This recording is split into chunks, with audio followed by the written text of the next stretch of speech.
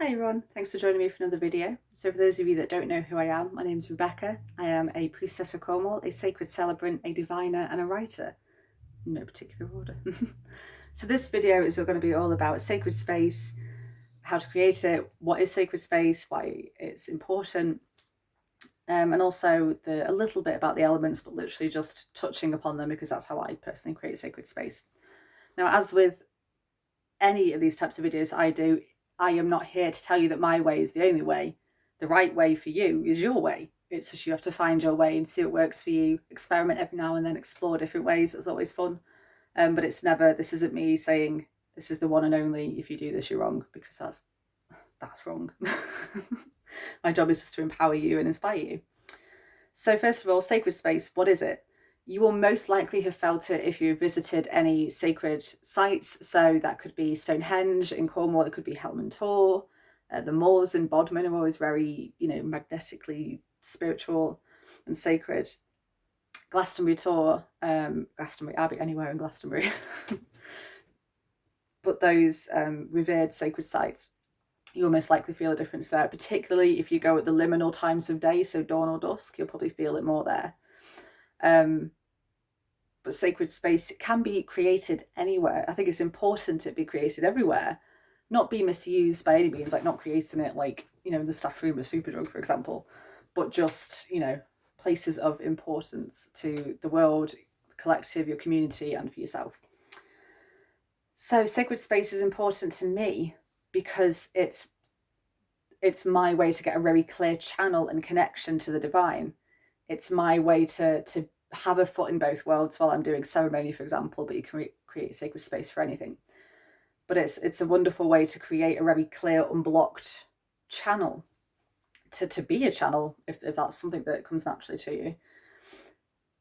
It creates a place of reverence. So for example, it's a hand fasting, so the couple are very spiritual, but the guests might not be. Something about the space, they won't know what, but something about the space will just make them quiet and respectful and still, and sit there in awe as they watch their, maybe son and daughter go through an amazing rite of passage together. Wouldn't be a son and daughter, would it? That'd be a bit weird. Son or daughter. Yep, gone off track there already. Didn't take me long. But yes, that they wouldn't know what it is about the space. It would just be different. It would be palpably different to them. So the way that I like to cleanse an area to get it ready and make it sacred is through using the elements. So I traditionally use the Wiccan wheel, which is air in the east, fire in the south, water in the west, earth in the north, and spirit in the centre. Depending on your kind of a lineage, if you like, or whatever you like to work with, it may be slightly different. I know the Avalonian is different, Native American is different, like the medicine wheels. Shamanism, I think, is different. I could be wrong there. Might depend on what kind of line of shamanism you're in. But anyway, that's for you to, find out if that's what you want to do.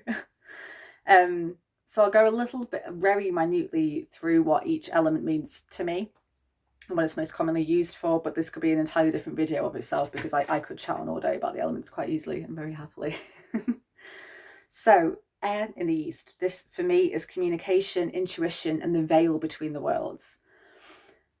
Fire in the south, courage, sensuality, sacred kind of power and creativity. Water in the west is like the primordial waters of the womb. It's very healing, very nourishing, very life-giving. It's also a nice place to, like, an energy to use to learn how to surrender and to rejuvenate yourself, to rebirth yourself quite literally through the primordial waters of the womb. Earth in the north for me is all about community, steadfastness, harvest, abundance, and the physical actions taken to achieve your goals. Then in the center for me is spirit, and spirit houses a lot of, it's just the other side of the veil that is air. But for me, that houses, in no particular order, my ancestors, deities, spirit guides. That could be, guardian angels, if that's, what you prefer to call them. Elementals, source, animal spirits, future selves. I think that's everything. Yeah, that's probably about it. And then I always find it very important to cleanse yourself before you create sacred space, because if you are not of the sacred, or feeling, you're always of the sacred, but if you're not feeling particularly of the sacred, you can't then create the sacred, which is a birthright for every human. You can create sacred space, for you are sacred space. You just have to tap into that part of you that feels it and spreads it into your auric field and those around you then. But yeah, the ways that I will list in a second, they are really good ways to cleanse yourself as well, and make you feel sacred. But if you have a particular way that already works for you, by all means crack on with that. You can use these verbatim or just as ideas, whatever you like. They're just here to do what you want with. So for air, I usually always start at air for creating sacred space, unless I am making space for a more like a death, almost like a death or a rebirth kind of ritual, like a passing over ceremony or a deathbed. I will do it the opposite way around, so earth, water, fire, air, but usually we'll start with air, as we'll start today. So air, a really good way to cleanse the space and create sacred space with air is through incense and smudging. So I prefer to use the charcoal discs in like a little pot with sand underneath or soil, with the incense, resins and herbs on top. I do have lots of different smudge fans that you can use, which are all over there, out of arm's reach, but I do have this very small fan, like Bees and Broom, that I think was from my very first altar when I was about 10, I think. It used to always make cinnamon sticks, but it stopped smelling of cinnamon a long time ago.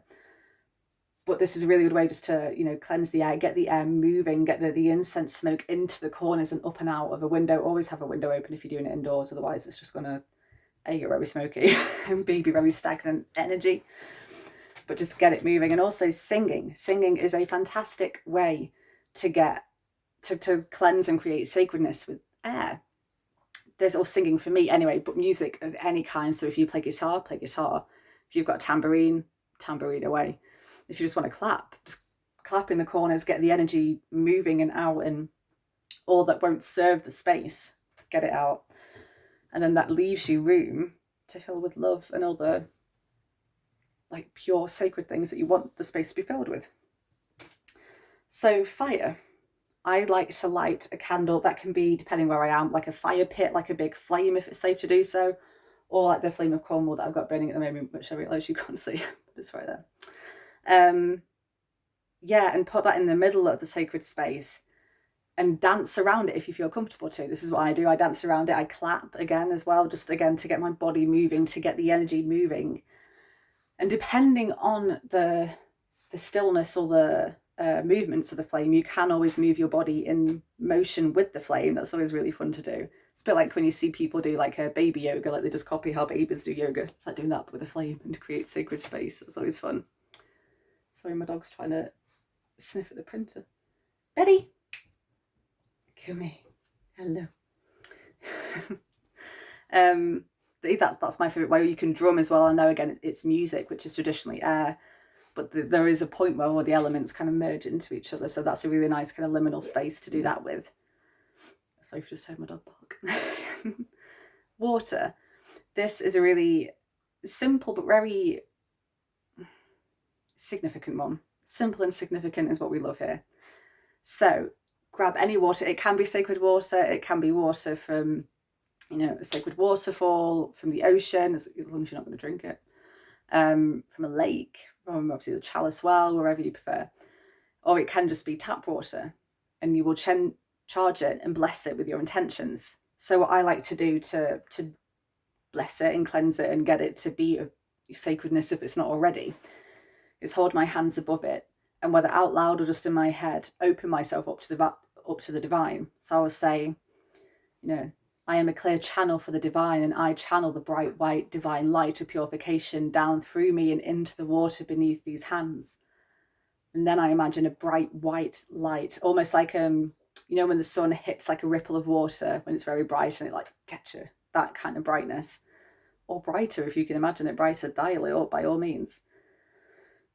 And then I imagine it like that, and I imagine it cleansing, and you'll feel from your hands if you're like a natural healer, or you'll just, your imagination, as it were, will just tell you to stop, but you'll know the cut-off point. And then you can instill in the water, using the same method, anything you want. I mean, then and there you can just bless it, and you can renew it back to its purest elemental self of sacred water with that method. Or you can, you can charge it with pink light. You know, imagine like heart-shaped bubbles in it if you want it to do with love. You can imagine like a liquid gold light if you want it for abundance. So, you know, all sorts, use your imagination and have a play around, but you can imbue it with other energies as well as just being of the sacred. It can then be sacred abundance water, for example. And then what I like to do is I like to flick it around the space. So like, you know, dip my hand in the bowl or the glass or the chalice and flick it around the space while chanting words to do with water, while, you know, calling in the element of water, maybe. And that's, again, like I said, simple and significant. It's especially with salt water, like seawater, that makes a real big difference for me in creating sacred space, is salt water. And then earth, what I like to do with earth, this is kind of like the culmination. So I like to protect the sacred area with either like salt stones or soil can always work as well. Or you can just, if you can't get a hold of those things, just visualize what I'm about to describe to you. But I like to put it around either in a circle, if that's usually my sacred space is created in a circle, but whatever kind of shape it is in your mind, put them around there, or like I said before, visualize them, and visualize like an outwards facing mirror in that space as well, so nothing that is not sacred can enter that space. It is just reflected back from, you know, to whence it came, as it were. And also a nice way to kind of finish off creating sacred space is to ground the energies. Now you can do this with a staff, for example, literally just by, you know, tapping it into the ground, stating your intentions and announcing that it is sacred space. That alone will change the resonance and the frequencies of the place to that of the sacred anyway. But that, with all the other work that you will have done at this point, will just be an amazing cherry on top. You can also visualize if you don't have a staff. You can also visualize just doing that, or again, just proclaim it. You don't have to have a staff, by all means.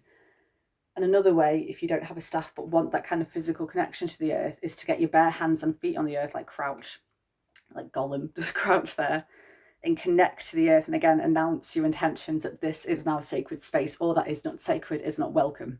It cannot enter this space. It will not enter this space. This is sacred temple space.